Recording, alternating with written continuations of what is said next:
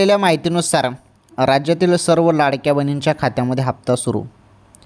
लाडकी बहीण योजना राज्यातील सर्वात फेमस योजना आहे आणि या योजनेमार्फत दर महिन्याला तुमच्या खात्यामध्ये 1500 रुपये जमा होतात. बरोबर.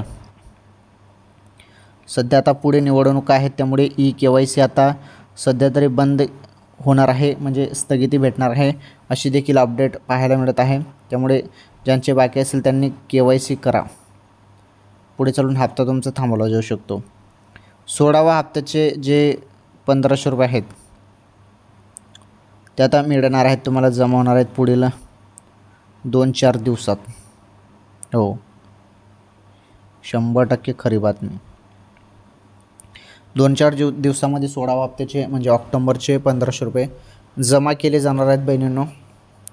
जास्त नाही, थोडी वाट बघण्याची गरज आहे आता. ओके.